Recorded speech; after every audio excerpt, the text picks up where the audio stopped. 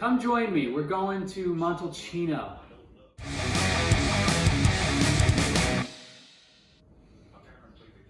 Welcome back to Drinking It In. I'm your host, Chris Casara. We are here to help you know more and drink better, and we are in Montalcino doing more work with the Sangiovese grape. We are going to taste Brunello di Montalcino and Rosso di Montalcino wines.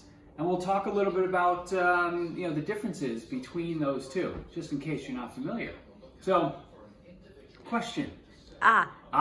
Question. From the lady behind the counter. So, how are they named?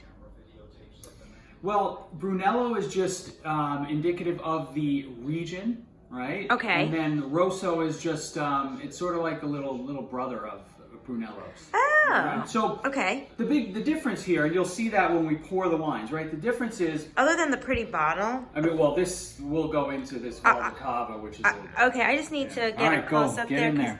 Look at how pretty. It's adorable. That's the Rosso di Montalcino. Yes. Very nice. So Cava is they're a high end.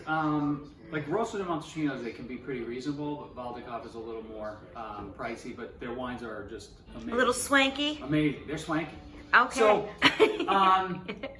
you'll see that the Rosso will be lighter than the Brunello, and that's because they only need 1 year of aging before they can be released to the public, whereas Brunellos, they need 5 years. Whoa. Okay? Okay. So 1 year Rosso, 6 months minimum in oak.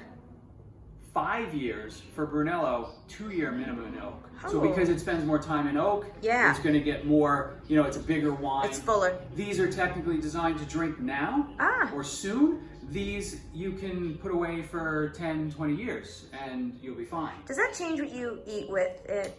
Yeah, it would. I mean, this is going to be more of this can be more of like a pizza and a pasta wine where you're going to want to save this one for heartier dishes like your stews, your bolognese, definitely with steak. Okay. Yeah, definitely could work with steak. I asked the right question. You did. Okay, you did good. Well. Excellent. So, Montalcino is a hilltop town in Tuscany where we tried to bike up the hill. We decided to pause and take the van. We took the easy way out, but okay, listen.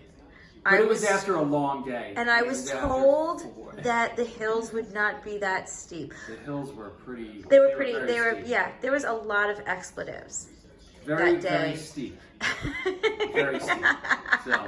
But then we had more time. It was really the only time we chickened out. No, it was.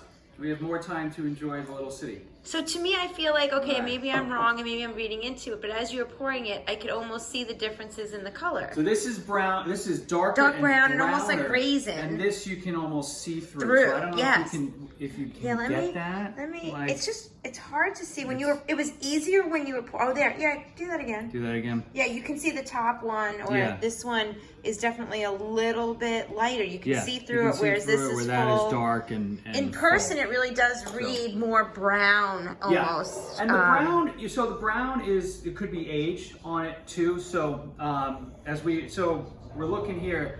The Rosso is a 2014. This is a 2010. Do you want me to get in? No. We'll have little other videos that'll go zoom in on the label. So again, so I think what you need to understand is that one other thing to understand is that sometimes, which is pretty rare nowadays because of the technology and the good weather that we've been having. Yeah. The winemakers won't make a Brunello, and they'll basically say, you know what, it's just not good enough to be a Brunello.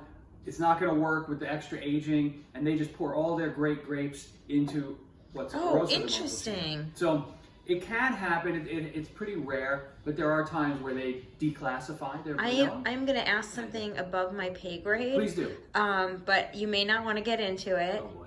Okay, so I'm noticing, and I remember when we were in Italy, the whole DOC, and one is DOC, and one is DOCG.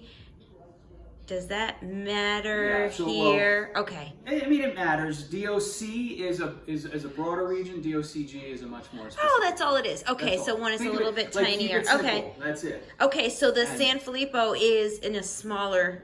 Because Brunello is a specific.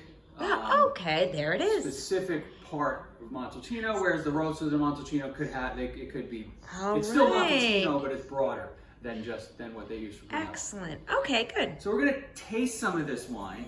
All right, right now this is a 2014 Val di Cava Rosso di Montalcino. And again, Val di Cava, if you see their Rossos or Brunellos, just buy them, amazing. Okay. This one's about, I think, between $30 and $35, not hideous. But No. you can also get Rosso di Montalcinos for like 19 bucks. So that matters. So why is this one, or you're gonna tell us if this one is worth the price difference? But it is. Okay. I've had multiple vintages. This almost drinks more like a higher end, like a Brunello. Okay. Just it's very luscious and Okay. it's friendly still, but it's not as friendly as some of the Rossos that are even. I get you. Okay. So this is there's more like dark cherries, Nice. a little cranberry maybe in there, and there's a level of earthiness which is odd for what I find for a Rosso. Yes. Right? All right. Nice.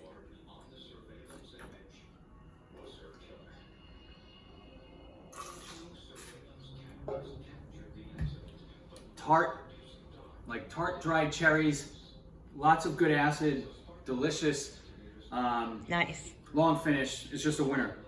Now, Rosso di Montalcino, I'll put a link down below good. in terms of like my hit list, but Yeah. Val di Cava, Caparzo, Capanna, Argiano, Poggio di Antico, and Il Poggione are 6 badass Rosso di Montalcinos. They also Lots of Poggios. Lots of Poggios. I should know what Poggio means. I used to. But, shit. I cursed. Trying to keep this family friendly. Okay, but you could always say in the video what Poggio means. Yes, maybe now. I'll do some. I'll do Some a little work. research. There's a fruit fly. Okay. So They like the wine. they do. So now we're going to move on to the Brunello. So this is a San Filippo 2010 Brunello di Montalcino. So the expectation is that this is going to be a little bit deeper, more full-bodied, robust. It'll be more earthy. Earthy, right? okay. So I think you'll get different notes. There'll still be there still should be cherries and some of the Yeah. dark So a red little fruit, bit but of but it'll. But that's sort of not the primary. Yeah, I mean, so this can Profile. This is more figgy and plummy. Yeah. Okay. Nice. And I'd almost say, I'm almost going to go, and it's got a little bit of a mushroom and a balsamic vinegar note. All right, that makes sense Yeah. though. Okay. When I first opened this up, it actually smelled like a dessert wine a little bit, like a port or a Madeira or something like that. But it settled down. I was a little nervous that maybe So the bottle was when you say that and it settled down, are some of these wines better if you open them and let them breathe a little? Yeah, you definitely. Okay. You want to give these wines time. Decant the Brunellos if you can, or at least just open them up and let them air out for several hours. Good question. Good advice. Thank you. No, but honestly, when we try wines, I definitely can tell a difference from the first sip if I have one right when you open it, and then for newbies like me. No, it evolves. Yeah. Yeah, so this remains very plummy. You can well, with the Brunello, it's got more tannin to it, right? So you're feeling that that sort of dryness. Yeah. It has like those earthy, like almost like baking spice notes. There's almost a little nutmeggy note. Oh in there. yeah, So, that makes So there's again figs, plums, nutmegs. Only one nutmeg. Mushrooms, balsamic vinegar. There's a little more complexity There's there. a lot more complexity there, yeah. Okay. So that's a really just about So it's really have. like your dating advice. Like, do you really want a light and happy night out, or do you want a really in-depth conversation with somebody? That's true.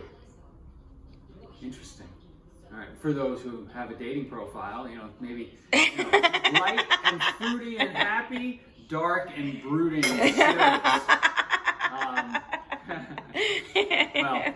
And just one other thing about the Rosso di Montalcino, I'm kind of jumping all over the place, but if 2015 vintage for anything in Europe was just amazing, but 2015 Rosso di Montalcinos, they will drink much better than they'll be. You'll think you paid more for the wines, right? They'll drink Nice, great advice. Higher than their price. So that's all I got. Thank you for watching, and we'll see you next time. Cheers. Cheers.